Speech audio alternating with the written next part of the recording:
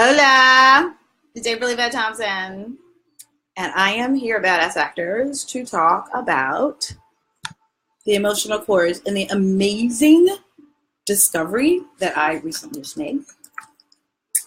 While I invite some folks to come and join in on this call, on this live thing, you can type in questions and I'll respond. So I want to talk about your emotional chords in terms of how they affect your acting, but how they affect your humanity in general. Because acting is being an acrobat of the human condition. You are exploring how we live, think, feel, the choices that we make, right? And you're going to be an expert at a certain set of given circumstances and emotions because they are part of who you are. They are part of the life lesson that you're sorting out here in this lifetime.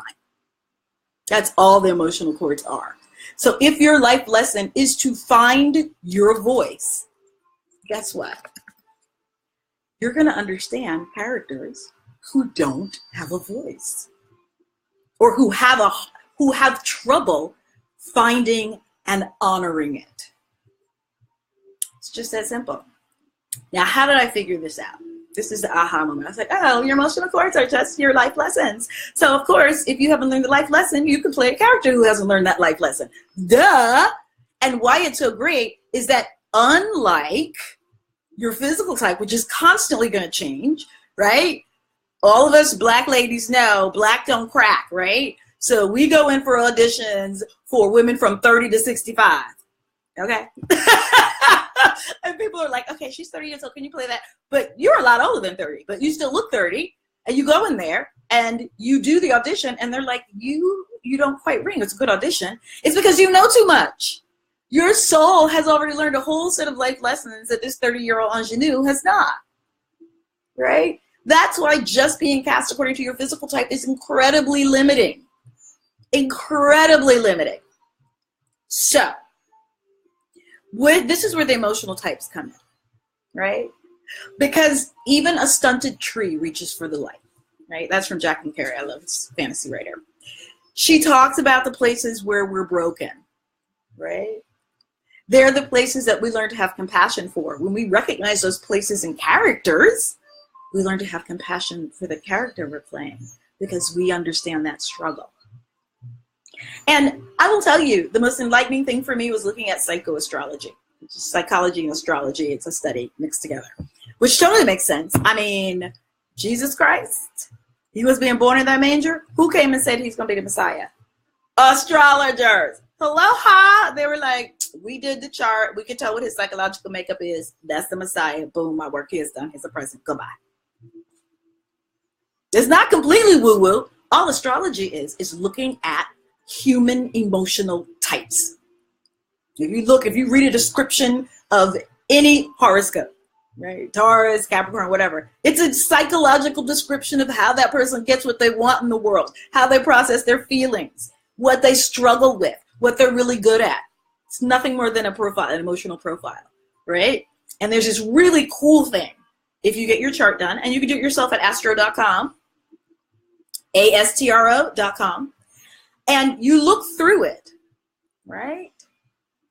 And you go down to the bottom of the chart and you look for true node.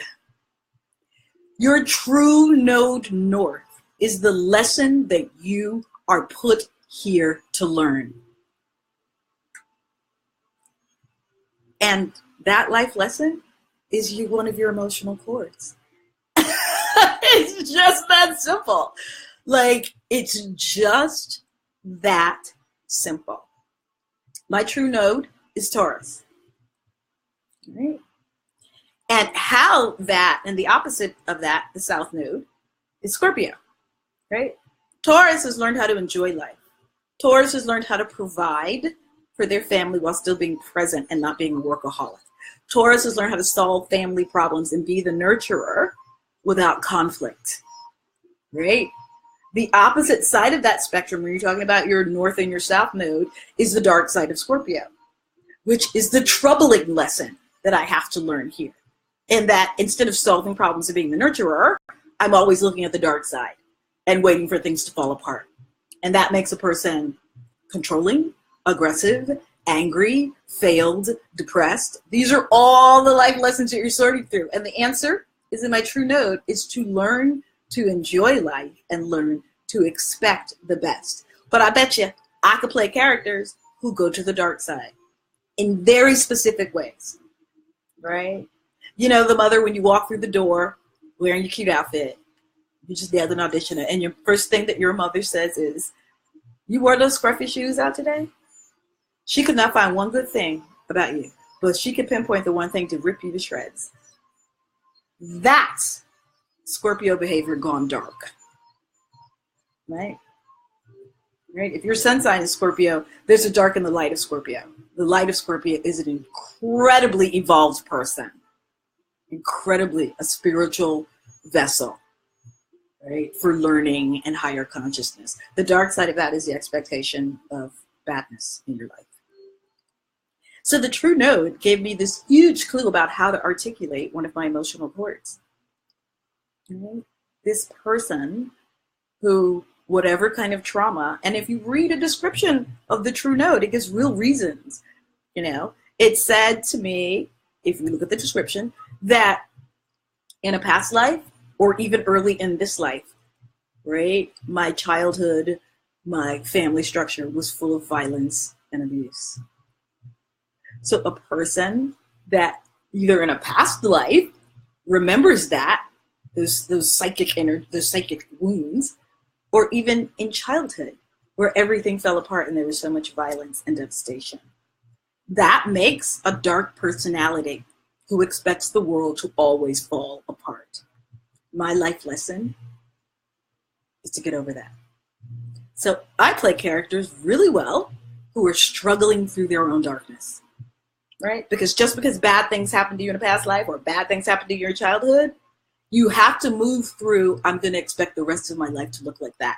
Because then what you experience is not the present. You're always reliving the past and you can't move forward. How about that for an emotional chord? How about I get characters who are struggling in that darkness? I mean, this emotional chord stuff, it's fantastic for writers. It's fantastic for any storyteller. I use it in my writing. It's how I wrote my second play, Good Bird Alley. It's how I wrote my first play, Liberty City, where I had to play 30 different characters. Well, I looked at these characters and I looked at their life lessons and I looked at their struggles, and that's how I created them. That's how I chose what problems to put in their path, because the problems had to do with their major life lessons that they had to learn. So when you look at characters, look at the emotional makeup of them. What are they doing, right, in the script? What are they expecting for their lives, right? How are they working through stuff? Well, guess what? If they expecting shit to go wrong, you understand that character if that's one of your chords.